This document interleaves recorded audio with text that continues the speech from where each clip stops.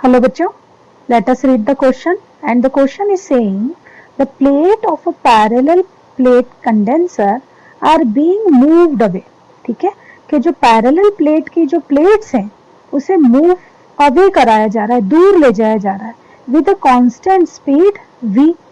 If the plate separation at any instant of time is d, means क्या कह रहे हैं कि जो पैरेलल प्लेट जो है कैपेसिटर की उसे v वेलोसिटी से क्या किया जा रहा है, दूर ले जाया जा रहा है. ठीक है, तब किसी इंस्टेंट ऑफ टाइम t पर जो दोनों प्लेट के बीच का सेपरेशन है, ठीक है, वो सेपरेशन कितना है, d है. Correct, at any instant, at time t. Correct, at time t जो सेपरेशन है ये दोनों प्लेट के बीच का वो d है. Then the rate of change of capacitance with respect to time. So capacitance जो है with respect to time किस रेट से चेंज हो रहा है वो हमें फाइंड आउट करना है. तो देखिए की कॉन्सेप्ट डेवलप कर लेते हैं कि किसी भी पैरेलल प्लेट की कैपेसिटेंस जो है वो epsilon not into A divided by D होती है, जहाँ एप्सिलॉन नॉट क्या है, परमिटिविटी ऑफ मीडियम और वैक्यूम, एयर और वैक्यूम, और ए क्या है, area of plate, and D क्या है हमारा, distance between the plates, separation between the plates. Okay, तो यहाँ हम देख रहे हैं कि जो सी है वो इनवर्सली प्रोपोर्शनल टू डी है, लेकिन ये डी जो डिस्टेंस है दोनों प्लेट्स की वो किस टाइम पे दी है, किसी टाइम टी पर जो है डिस्टेंस जो है डी है.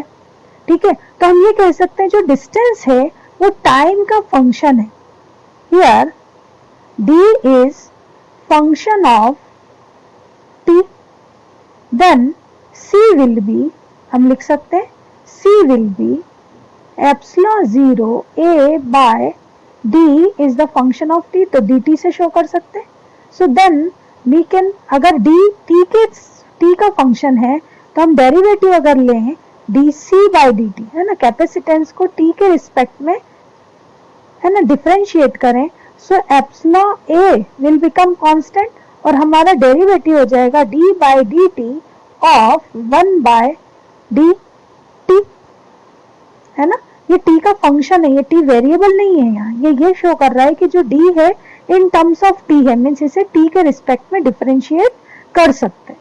चलिए, so 1 by d का डिफरेंशिएशन हो जाएगा epsilon 0 a into -1 by D square.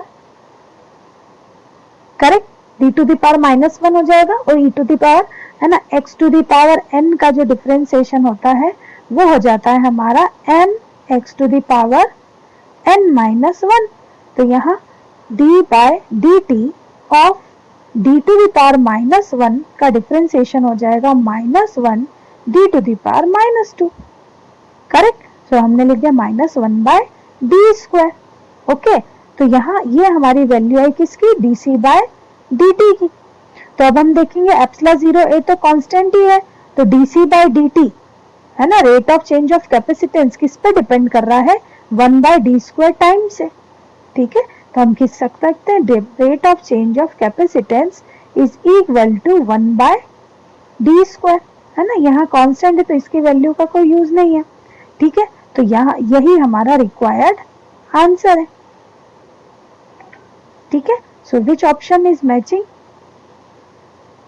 Option B. Correct, so option B is the correct option. I hope this is clear to you. Thank you.